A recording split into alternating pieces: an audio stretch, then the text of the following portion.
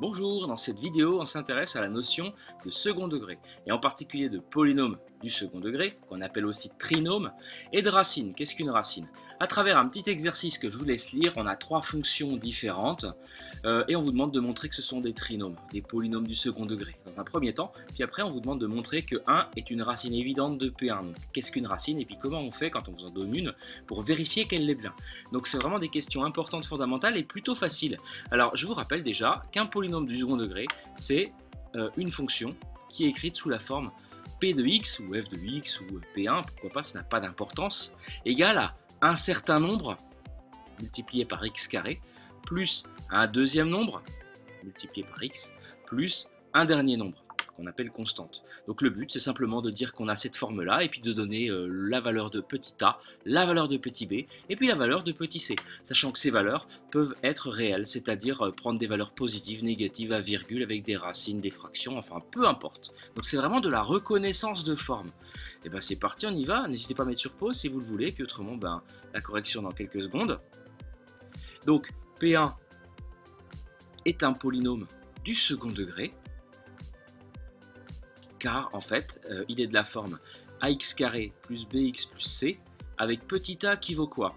Alors attention, on vérifie bien l'ordre, hein. Donc ici on a du x carré, du x et puis un nombre parfait. Alors quel est le nombre qu'il y a devant x carré? C'est un mini piège, mais en fait le nombre quand on ne voit rien c'est qu'il y a un 1.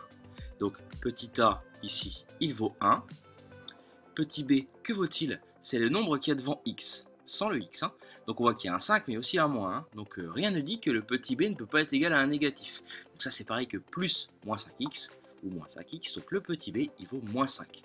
Et que vaut le petit c ici? Sans surprise, il vaut 4. Voilà pour cette question. On fait pareil pour P2. Est-ce que P2 est un polynôme du second degré? Donc oui, c'en est un. D'ailleurs la question est affirmative. Mais pourquoi? On peut très bien écrire ça aussi comme ça. Trinôme avec... Alors là, il y a une petite difficulté supplémentaire, hein, c'est qu'en fait, les choses ne sont pas dans l'ordre. Donc je vous propose déjà de les réécrire dans l'ordre. P2 de x, on va déjà mettre les x carrés, après les x et puis les nombres à la fin. Alors quel est le coefficient de x carré? On voit qu'il y a 5, mais dès qu'il y a un signe, on l'accroche au nombre qui est derrière. Donc il y a moins 5. Hein. Donc le moins 5, je le mets devant. Et d'ailleurs, ça me permet de dire que mon a. Quel est le coefficient de x? Alors on voit que x, en fait, il est ici. Il y a moins 2 devant, mais il y a un racine de 2 derrière. Qu'est-ce qu'il y a entre le moins 2 et le x? Il y a un fois. Entre le x et la racine de 2, il y a un fois également. Donc en fait, le coef, c'est moins 2 racine de 2. On aurait très bien pu d'ailleurs écrire moins 2 racine de 2 x. C'est ce que j'ai écrit ici d'ailleurs. Proposer cette forme-là, c'est vraiment pour vous prouver que c'est tout ce qu'il y a autour de x, quoi. Donc le petit b, c'est un nombre un peu particulier, c'est vrai, mais un nombre quand même. Moins 2 racine de 2. Et puis la constante, qui est ici, c'est 4. Et son signe, il est devant, on ne le voit pas, donc c'est plus. Donc le petit c, c'est plus 4. Puis la dernière, P3. Pareil, P3, elle est un peu particulière, puisqu'en fait, elle s'écrit x carré moins x, et puis c'est tout. Donc là, en fait, on voit que le petit a, pareil, hein, P3 est un trinôme. On voit que le petit a, par rapport à ce qu'on a déjà dit tout à l'heure, c'est 1. 1 qui est devant ici. Le petit b qui est devant x, il y a un moins, et moins, c'est moins 1.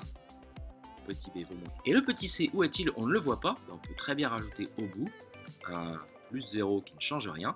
Donc ici, le petit c, c'est 0. Rien ne dit qu'on ne peut pas avoir un c égal à 0, ou alors un b égal à 0, ou alors un a égal à 0, mais dans ce cas-là, il n'y a plus de x carré, et on parle plutôt de fonction affine, hein, vous le savez, quand il y a juste un nombre fois x plus un autre nombre.